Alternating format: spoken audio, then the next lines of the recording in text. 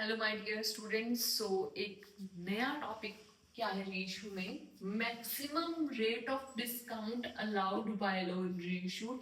Most important जो है ये पॉइंट है और ये पेपर में ना आए ऐसा हो नहीं सकता। तो स्टार्टिंग से मैं आपके पास डिस्कस शुरू से ही करना पड़ेगा, ठीक है। तो bill limited forfeited 4000 share 10 each fully called up. तो फुली कॉल्ड अप मिल गया तो सबसे बढ़िया बात है कि शेयर कैपिटल कर लो डेबिट और यहाँ पे हम अमाउंट कर देंगे transfer 4000 multiply 10 40,000। Then for non payment of final call तो टू सेकेंड कॉल यहाँ पे आ जाएगी तो 4000 multiply 3 3 4 12,000। Then to share forfeiture, share forfeiture में आपको पता है ये 10 में से 3 नहीं रिसीव हुए तो कितने रिसीव हुए होंगे 7 4 7 28,000। नेक्स्ट उन्होंने बोला हुआ है 2000 of these shares were reissued as fully paid up at the maximum rate of discount allowed by law।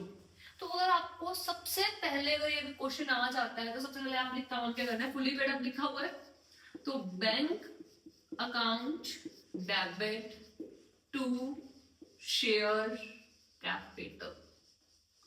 2000 fully paid up है तो मैंने बोला जितने का शेयर है उससे आपको अमाउंट ट्रांसफर करनी है, मतलब ₹10 ईच। तो यहाँ पे 10 आ जाएगा तो यहाँ पे आ जाएगा 20,000।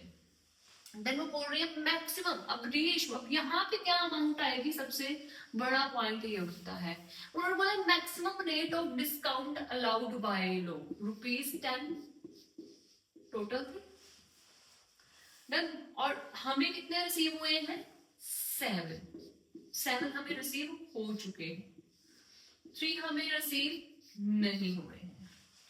तो कंपनीज एक्ट 2013 कहता है कि अगर आप फॉरफिटेड शेयर्स को री इशू करने जा रहे हो तो आपको जितने मनी रिसीव हो चुकी है, जितनी मनी रिसीव हो चुकी है उतना उनको डिस्काउंट दे दो, उतना उनको क्या करो डिस्काउंट दे दो। जैसे ₹7 है तो ₹7 का हम यहाँ पे क्या दे देंगे discount, share for feature account debit. तो 2000 पे हमें ₹7 क्या हुए थे रिसीव हुए थे, 2 7 14,000।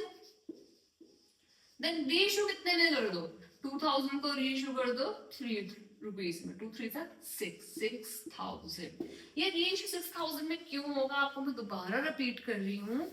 वो कह रही है maximum rate of discount allowed by law का मतलब होता है कि जितना मिल चुका है, जितना उस शेयर्स पे पैसे जो है जो रुपीस हैं वो मिल चुके हैं उतना उनको क्या दे दो डिस्काउंट दे दो। मतलब 2000 मल्टीप्लाई 7 हमें ₹7 तो मिल चुके हैं ना, तो जितने नहीं मिले उतने में क्या कर दो आप रीइशू कर दो। तो क्या आ जाएगा bank account debit 2000 multiply 3 is equal to 6,000। तो अब कैपिटल रिजर्व में तो अमाउंट जाएगी ही नहीं, क्यों, क्योंकि बची ही नहीं है। क्योंकि हम जो शेयर्स रीइशू होते हैं उनके हिसाब से ही हम वही शेयर्स का अमाउंट फॉर फीचर अकाउंट में मतलब कैपिटल रिजर्व अकाउंट में ट्रांसफर करते हैं। लेकिन हमारे पास तो अमाउंट यहाँ पे नील है, मतलब share for feature account debit जो कैपिटल रिजर्व थी इसकी अमाउंट नील है और इसकी एंट्री हमें नहीं करनी, कहाँ नहीं करनी, जहां पे maximum rate of discount allowed by law होगा। Thank you. सो ये सबसे इंपॉर्टेंट पॉइंट था।